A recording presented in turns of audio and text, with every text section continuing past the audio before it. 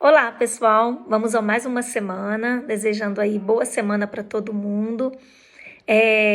Aproveitando a oportunidade para elogiar a participação de vocês, tanto nas aulas online, quanto nas questões que a gente tem trabalhado, questão de dúvida. Então, assim, eu tenho muitos elogios a fazer a todas as turmas, os meus alunos estão jóia. Então, vamos agora dar continuidade ao nosso trabalho, fazendo a correção dos exercícios do livro.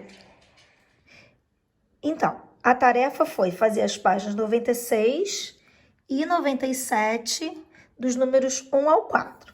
A página 96, o número 1, a gente já fez em sala, a gente já fez online, né? Em sala de aula online, né? Mas eu vou deixar novamente aqui o gabarito, porque pode ser que alguém tenha ficado com alguma dúvida. O número 1 era para a gente pegar todos esses verbos que estavam destacados e classificá-los. Então, o gabaritinho está aqui, ó, os que são intransitivos e os que são transitivos. A gente já conversou bastante sobre eles. E classificar os complementos dos verbos transitivos. Lembrando aqui, se fosse verbo intransitivo, ele não tem complemento. Depois dele só vem se vier advérbio. Mas no caso dos verbos transitivos, o que a gente tem de complemento são os objetos diretos, porque todos aqui eram transitivos diretos. Vamos pegar um exemplo qualquer. Pousou açúcar. Então, aqui, ó, açúcar é um objeto direto, tá?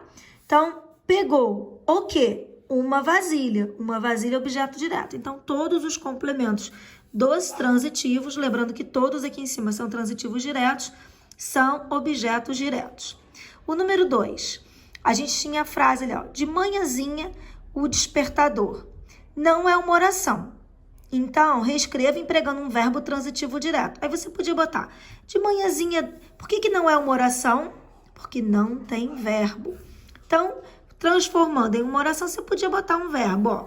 Desliguei, liguei, derrubei, apertei, achei. Qualquer verbo que você colocasse ali ia transformar a frase, que era nominal, em uma oração. Depois, a função sintática do termo despertador na frase reescrita por você, ela vai ser o objeto direto, né? Ó, de manhãzinha desliguei, o quê? Liguei, o quê? Derrubei, o quê?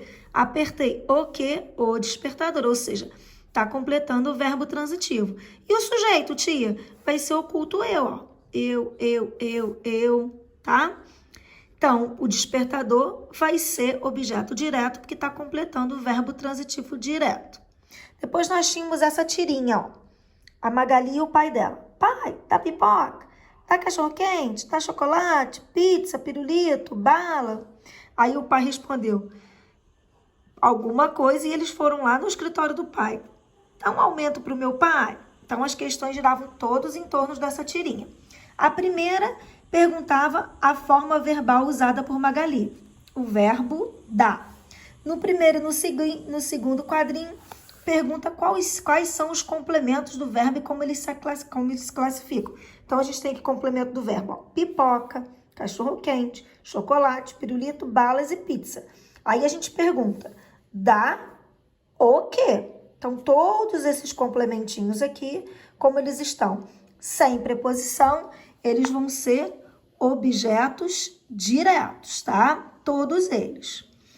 Na letra C, aí ele pede pra gente analisar essa frase, ó. Dá um aumento pro meu pai. Eu até transcrevi ela aqui, ó. Vamos raciocinar. Dá. Aí a gente pergunta, o quê? Aumento. Já é um complemento. Para quem? Pro meu pai. É o segundo complemento. Por que eu grifei esse pro aqui? Contração da preposição para mais artigo o. Opa! Preposição para? Sim, ela já vem até implícita aqui, ó. Lembra que eu falei que as próprias perguntinhas dos transitivos indiretos já apareciam as preposições? Então, aqui eu tenho um complemento sem preposição, objeto direto, e um complemento com preposição, objeto direto. Significa que, nesse caso aqui, o verbo dar é transitivo direto e indireto ou bitransitivo Pode ser qualquer um dos dois nomes. O objeto direto é um aumento. Eu esqueci de botar um aqui, ó. Um aumento. E o objeto indireto é pro meu pai, tá? Objeto direto, objeto indireto, verbo transitivo direto e indireto ou bitransitivo. E a última questão: para compreender o humor de um texto, precisamos entender que não só aquilo que é explícito, ou seja, que está aparecendo, mas também seus efeitos de sentido implícitos. Considerando a última fala de Magali e sua mudança de interlocutor, qual deveria ter sido a resposta de seu pai e suas perguntas anteriores? O que ele está perguntando? A Magali vem num cenário aqui e está falando com o pai. No último cenário, ela está em outro lugar, já mudando o interlocutor dela, falando com outra pessoa. Qual deve ter sido a resposta para o pai? Ela pediu uma porção de coisas e já mudou totalmente a cena. O pai deve ter falado assim, alguma coisa que não tinha dinheiro. Ô filho, mas eu preciso de mais dinheiro para te dar isso tudo. Então é essa a resposta. Provavelmente o pai de Magali respondeu que não tinha dinheiro suficiente para comprar tudo o que ela pedira.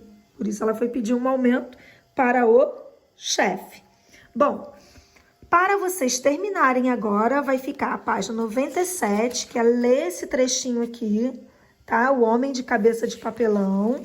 E vocês vão fazer os exercícios de 1 a 4, tá? Ó, 1 a 4. É aqui, até aqui, que vocês vão fazer agora nessa próxima sequência. Beijos!